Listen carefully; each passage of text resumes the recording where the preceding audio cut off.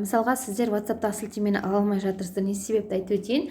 Сізде яғни бизнес WhatsApp жоқ. Егер де сізде бизнес WhatsApp болатын болса, міне қараңыздар. Осындай жазу шығып тұрады, міне бизнес WhatsApp деп, бизнес WhatsApp деп шығады. Көрдіңіз ғой міне. Енді қараңыздар. Бұл бизнес WhatsApp-ты алу үшін сіздер былай жасайсыздар. Play Marketке барасыздар. Енді мына жерде Play Marketке барған кезде сіздер іздейсіздер поисктан, мысалы WhatsApp, міне қарасыз. Так, WhatsApp-ның өзі шығады, бизнес WhatsApp деген шығады, міне қара. WhatsApp бизнес скачать дегенді басасыздар, міне. Сосын скачать етіп, басындағысын ең бірінші тұр ғой, міне осыны басып скачать етіп басып аласыз. Себебі менде ол скачать етіліп тұр, жақсы ма?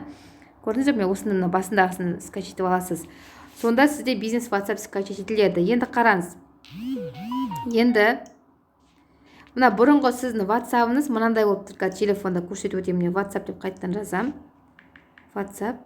Міне сіздің бұрынғы WhatsApp-ыңыз міне мессенджер болып тұрады, мынандай простой болып тұрады. Көрдіңіз ғой міне? Ешқандай бизнес деген жазуы жоқ. Түсіндіңіз ғой? Бұндай WhatsApp қазір бұндай WhatsApp бізге керек емес, сіз бизнеске келген болсаңыз.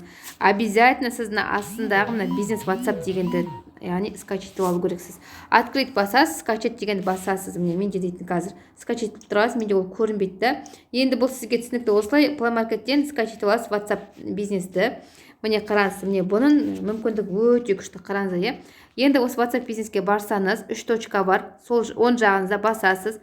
Басқаннан кейін настройка деген бар, басасыз. Настройканы басқаннан кейін инструкция для бизнеса деген бар, басасыз. Басқаннан кейін мына жерде приветственное сообщение қоя аласыздар, міне мына жерде бар ғой. Міне сәлеметсіз бе, қош келдіңіз, сіз көп еңбек етесіз, бірақ еңбегіңіз еш жерде бағаланбай ма? Міне сізді лидер болғыңыз келе ме? Мен сізге көмектесемін. Қараңыз, сіз бізбен бірге 100 000 теңге табыс ала аласыз. Танысайық, мен емесім Асылгүл Маратқызы. Мысалға осылай жазып қойын, примерно. Әркім өзінің фантазиясы бойынша жазады, міне галочканы басатына, галочка жабық тұратын болса, сізге адамдар келеді ғой, жазады ғой, ол адамдарға ештеңе бармайды. Ал егер де мына галочка, сіз жазып қойыңыз, мына галочканы ашық тұратын болса, сізге келген адамдарға бұл SMS бірден барып, яғни сіздің орныңызға автомат түрде жауап беріп отыратын болады. Түсінікті ғой? Так, сохранить қайттан баса қойын. Енді нет на место дегенге толық жазуыңызға болады. Мысалға мына жерге жазып қойыңызға болады. Мысалы мынау міне менің Instagram парақшам, жазылып алыңыз. Мысалға сізге 5 минуттан кейін өзім хабарласам деп жазып қойсақ та болады. Мына жерге сізге 5 минуттан кейін, сізге 5 кейін өзім хабарласам. Көрдіңіз ғой, міне осы окейді басасыз и сохранить басасыз. Мына жерде тоже галочка, мынау галочка жабық тұр, міне мынау ашық тұр. Түсінікті ғой, сохранить басасыз. Түсінікті ғой? Осы мені жабасыз, сохранить басасыз. Енді маған приветственное сообщение әзірге керек емес, себебі менде бар да өзімде дейтін. Сол себепті мен галочканы сөндіріп тастаймын. Так, отмена басам. Так, быстрый ответке. Мына жерде быстрый ответ көмек енді күшті, қараңыздар. Мен сізге осы быстрый ответті түсіндіргім келіп отыр көптен бері да. Қараңыз. Міне сіз быстрый ответ жасау үшін төменгі жақта, оң жақта точка тұр. Плюс белгісі, соны басасыз, плюс белгісін. Мына скрашивание дегенге басасыз да. Мындай жартылай сызық қоясыз. Міне сосын жерге мен мысалы компания өнім жазғым кетті. Белурон деп, Белурон. Мысалы Белурон өнімін туралы мына жерге көп видеолар саламын. Қараңыз, міне ответ на сообщение дегенге кірдім. Именно фотограф тұр ғой, камера тұр, соны басам. Басқаннан кейін мен резко міне қараңыздар. Резко бет көтердім да. Өзімнің галереяма түстім, қараңыз, не? Галереяға түстім. Енді галереяда мен Белурон өнімдерін сақтап алатын боламын қазір.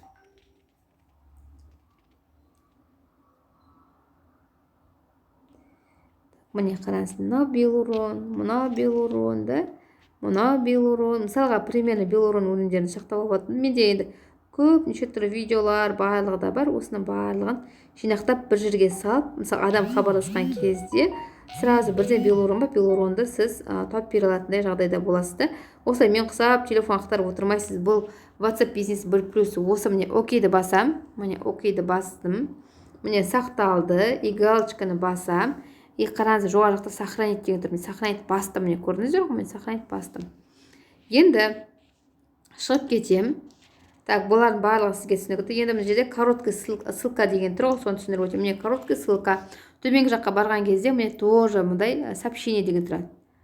Сообщениені бассаңыз, сообщениені бассаңыз, мына жерде міне, мен галочка бастым, міне қара. Сообщениені бассаңыз, мындай жазуға болады да, мысалға, мен мына жерде бүйтіп жазып қойсам болады. Саламатсыз ба? Саламатсыз ба? Толық ақпарат алғым келеді. Окей, мен осылай сақтаймын. Мына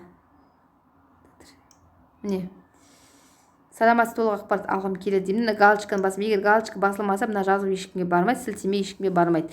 Міне галочканы басып қоямын, сонда мына жазумен бірге сілтеме барады. Енді жоғары жақта менде автомат түрде, яғни короткий сілтеме шықты, иә. Осының үстін басам, сонда міне скопировано деп шығады. Осы скопирователген сілтемені манағыдай өзіңізге керекті сторис, статустарыңызға қоя аласыз да. Мана мен сізге көрсеттім ғой WhatsApp-тан Instagram-ға сторис салуды да. Соған қоя аласыз. Осылай сохранить етесіз. И так, все, болды, барлығы сақталды. Міне шығып кетесіз да. Енді қараңыз, мысалға, тағы сізге бір вариантты айтып өтейін. Мына жерде менде керек деген группа бар да. Міне, керек деген группа бар. Қазір соған, міне, мен мана сохранить етілген, скопировать етілген сілтемені қойдым. Міне қараңыз де. Міне қараңыз. Енді тексеріп өтем. Қандай жазу шығады екен? Мана жазу шыға ма, шықпай ма? Міне бастық. Прийти в чат. Міне саламатсыз ба? Толық ақпарат алғым келеді. Мен өзім номерім жазылды. Көрдіңіздер ғой, міне. Осылай басады адамдар, сізге осылай келіп тұрады барлығы да. Енді сізге тағы бір керемет өнім туралы, мысалға, чатта отырдыңыз, осылай, мысалға, сіз чатта отырдыңыз, осылай дейік, иә, пример чатта отырдыңыз, сізден бір адам Белурон туралы сұрады, иә, сіз ол Белуронды қайдан табасыз? Бүйтіп чаттың бәрін ақтарып жатырмайсыз ғой. Сол себепті мен, мысалға, мына керек деген группа болды, осы керек деген группа мені Белурон сұрады да. Мен Белуронды былай іздеп тауып беремін, міне, сообщениеге барам, мана жарты сызықты басам. Басқаннан кейін быстро ответтің бәрін сақтап қойған ответтің барлығы тұр. Белурон деген іздеймін, міне қараңыз. Так. Қазір шығады Белурон деген. Міне Белурон міне 4 видеомен шықты. Міне манағы это мынау емес қой. Мынау бұрынғы сақтағаным екен. Қазір шығады қазір. Міне Белурон, міне сақтаған, міне қана міне шықты. Мана видеолардың бәрі автомат түрде шықты. Міне көрдіңіз ғой. Группа ақтарып отырмайсыз, и болды, жібере саласыз, міне болды, сол адамға спокойно барады. Міне бизнес WhatsApp-тың ең тиімділігі осы. Нағыз бизнес жасауға болатын бұл мүмкіндік та. И сосын да бір керемет айтып өтейін. Мына жаққа барасыз, міне. Не? Барасыз. И сосын мына жерде инструмент для бизнес деген бар. Мына адамда көп жазып кетті.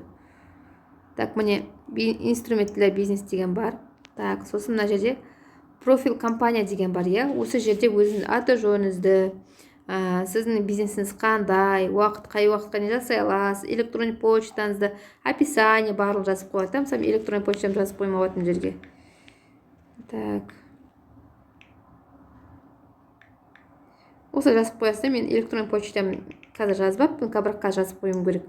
Так, веб-сайт барлығына сайтқа, мысалы, манағы мен өзімнің сайтымды қоя аламын. Веб-сайтқа міне вставить.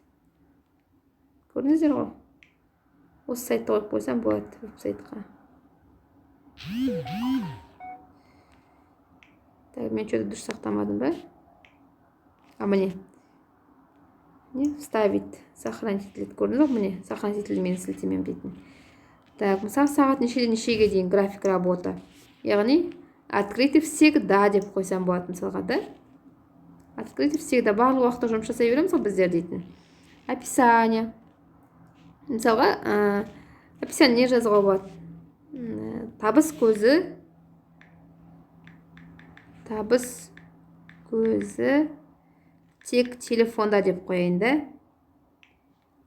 Тек телефонда. Описание осылай жазып келіп отыр, жазып қойдым. Міне көрдіңіз, да? Адрес компания, адрес жазсаңыз да болады, жазбасаңыз да болады, да?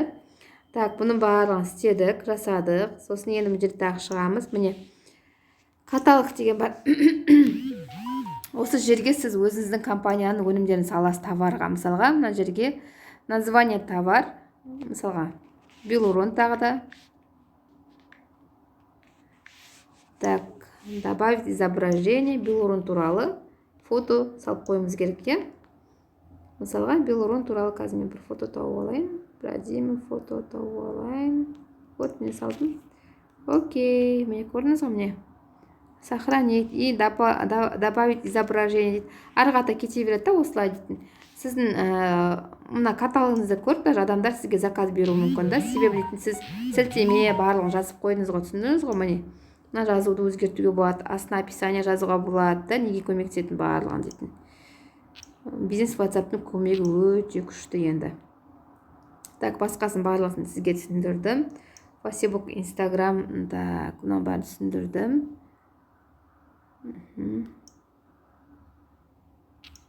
Бәрін түгел түсіндіріп отырдым.